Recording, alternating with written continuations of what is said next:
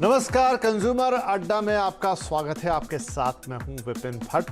आज एक बार फिर से बात होगी कोरोना की और हम कह रहे हैं कि अलर्ट रहना। वैसे तो हमने कोरोना के साथ जीना सीख लिया है, कोरोना से कैसे लड़ाई करनी है वो भी हम जानते हैं, कोरोना से कैसे बच के रहना ये भी हम काफ़ी हद तक जानते हैं। लेकिन कोरोना भी बार बार अपने रूप बदलता है और किसी न किसी तरीके से हमें परेशान करने की कोशिश करता है। ये शायद उसका चौथा अटेम्प्ट कहा जा सकता है बड़े तौर पे, जब एक बार फिर हम देख रहे हैं कि लगातार देश के अंदर नंबर्स बढ़ते जा रहे हैं। अगर हम बात करें पिछले 1-2 दिन की ही तो 45% का जंप आया है। पिछले 24 घंटों में 17,000 से ज़्यादा मरीज मिले हैं और जैसा मैंने कहा 45 से 50% के आसपास का ये जंप है। अलग अलग शहरों और राज्यों की बात करें, केरल और महाराष्ट्र में अभी भी सबसे ज़्यादा खतरा है। मुंबई जैसे शहर में हमने देखा कि 5 डेथ भी हुई हैं पिछले 24 घंटों में। हालांकि ये सभी वो लोग थे जो कोमॉर्बिड थे, उम्र भी थोड़ी ज़्यादा थी, लेकिन आखिरकार उन्हें इस दुनिया से जाना पड़ा और कारण बना कोरोना।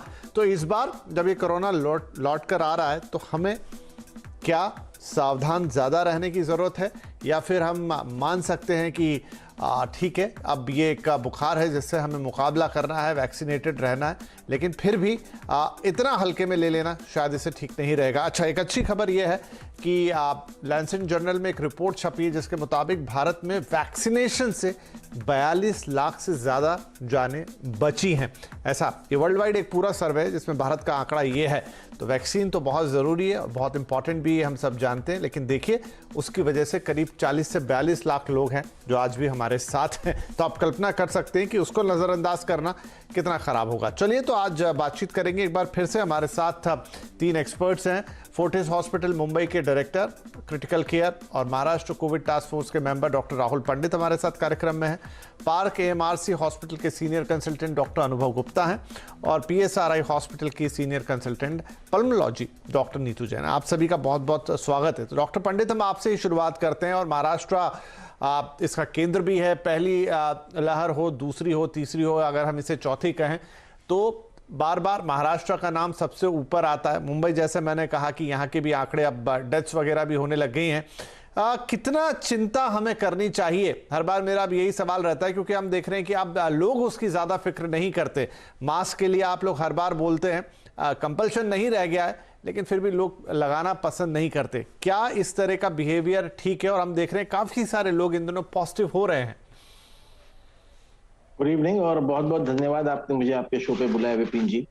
आपने काफी सारे सवालों के जवाब अपने प्रश्न में ही बोल दिए कि लोग मास्क नहीं पहन रहे हैं, लोग जो है अपने आप को थोड़ा बहुत हल्के में ले रहे इस बीमारी को। मैं ये 2-3 चीजें जो मूलभूत है इसको मैं ये कहना चाहूंगा। सबसे प्रथम जो है कि कोरोना कहीं भी गया नहीं है, कोरोना अभी भी जो है हमारे बीच था। जब आंकड़े कम आ रहे थे, नंबर्स कम आ रहे थे, तब भी जो है पॉजिटिव तो पेशेंट्स आ रहे थे, थोड़े बहुत क्यों ना हो, पॉजिटिविटी रेट भले ही कम हो। अब ये जो नंबर्स बड़े हैं, आप इसको चाहे चौथी लहर कह ले या शब्दों का खेल कह दें, ये वहीं से चालू होता है जहां पे कि आबादी में जो है डेंसिटी ऑफ पॉपुलेशन ज्यादा है। तो जैसे मुंबई जैसे शहर, दिल्ली जैसे शहर या केरला हो गया, और यहाँ जहाँ पे कि लोगों का आना जाना बहुत ज्यादा रहे और कोविड अप्रोप्रिएट बिहेवियर जो है वो कम हो जाता है, उस वक्त जो है वायरस अपना सर वापस उठाता है। हम देख रहे हैं कि इस वक्त कोरोना के मामले ज्यादा बढ़ रहे हैं, कोविड अप्रोप्रिएट बिहेवियर जो ऑल टाइम लो है। एक अच्छी बात ये हुई है कि वैक्सीनेशन कवरेज जो हमारे देश में बहुत अच्छा हुआ है। आप चाहे पहले 2 डोज बोल लीजिए और उसके बाद भले ही अपना जो बूस्टर या एडिशनल प्रिकॉशनरी डोज का इतना अच्छा नहीं हुआ है, इतना होना चाहिए था, फिर भी उनसे जो इनको जो इम्यूनिटी मिली, उससे जो केसेस आ रही है वो शायद जो है पहले के हिसाब से जो है बहुत माइल्ड केसेस या एसिम्प्टोमेटिक है। और वायरस ने भी अपना गुणधर्म जो है थोड़ा बदल लिया है, वो अभी इतना घातक या इतना विरुलेंट नहीं रहा जितना कि पहला डेल्टा वेव या उससे पहले वाला जो एंसेस्ट्रल स्ट्रेन था वो। तो इसमें हमको फिर भी एक चीज बहुत इंपॉर्टेंट ध्यान देनी जरूरी है सर, और वो ये है कि कुछ भी हो जाए हमको जान बचानी है। जो भी हम कदम उठा रहे हैं, जो भी हम फैसले कर रहे हैं, हमें इतना बहुत ध्यान में देना है कि अभी भी जो है 2-4 क्यों ना हो मौतें हो रही है, और उनको भी हमको जो है कोरोना से बचाना है।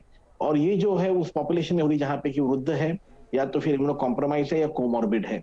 और इन लोगों को जो है हमको बचाना बहुत जरूरी है। उसके लिए वैक्सीनेशन का प्रोग्राम इनके लिए और इनके लिए जो है कोविड अप्रोप्रिएट बिहेवियर बहुत जरूरी है। जी। बाकी आप अगर यंग पॉपुलेशन देखो तो उनको माइल्ड डिजीज हो रही है, उनमें भी ये मैं नहीं कहूंगा कि उनको कोविड अप्रोप्रिएट बिहेवियर नहीं करना चाहिए, बल्कि उनको जरूर करना चाहिए, क्योंकि वो घर पे जाएंगे और अपने जो वयोवृद्ध लोग हैं घर पे या इम्यूनो कॉम्प्रोमाइज लोग हैं घर पे, जो कि घर पे बैठे हैं इस डर से कि बाहर उनको इन्फेक्शन ना हो जाए, हम उनको इन्फेक्शन लेके कहीं अपने घर पे ना चले जाए और उनको ना इन्फेक्शन। नहीं, ये बात आप इंपॉर्टेंट कह रहे हैं। जैसे मैंने जो मुंबई का आंकड़ा दिया कि 5 डेथ हुई है यहाँ पर, वो सभी 70 साल के प्लस लोगों की है और सभी कोमॉर्बिड थे। और आमतौर पे इस उम्र में कोमॉर्बिडिटी आ ही जाती है, चाहे आपको शुगर हो, ब्लड प्रेशर हो, हार्ट की कोई डिसीज हो। तो ऐसा नहीं है कि 70 साल के ऊपर ज़्यादातर लोग एकदम स्वस्थ होंगे जिन्हें कोई प्रॉब्लम नहीं होगी। तो इस बात का ख्याल रखना तो बहुत ज़्यादा ज़रूरी है कि हो सकता है कि जो यंग लोग हैं या थोड़े स्वस्थ पॉपुलेशन है उनको तो कोई प्रॉब्लम ना हो, लेकिन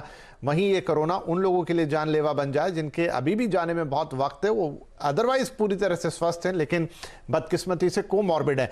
डॉक्टर गुप्ता, जब हम बात कर रहे हैं तो क्या इस समय जो हमारी पूरी कोमॉर्बिड पॉपुलेशन है या जिसे हम कहें कि 60 साल से ऊपर की पॉपुलेशन है, उन पर वाकई बड़ा खतरा है? भले ही उन्होंने मुझे नहीं लगता कि जो डेथ हुई हैं उनको इम्यूनाइजेशन नहीं था या उनको टीके नहीं लगे थे, लेकिन बावजूद उसके जाने जा रही हैं। नमस्कार sir, thank you for the question sir. Vaccine drive जो हमारे देश में चली है, जो इंडिया में हमारी गवर्नमेंट ने बहुत अच्छी एक वैक्सीन ड्राइव चलाई थी, जो आप लैंसेट का आपने शुरुआत में हमें बताया कि लैंसेट एक स्टडी हुई थी। बिल्कुल सर, उसमें 42 लाख डेथ्स हम लोग प्रिवेंट कर पाए हैं ड्यू टू वैक्सीनेशन सर, जो कि दिसंबर 20 से दिसंबर 2021 तक का आंकड़े हैं हमारे पास। तो कोमॉर्बिड कंडीशन में सबसे पहले गवर्नमेंट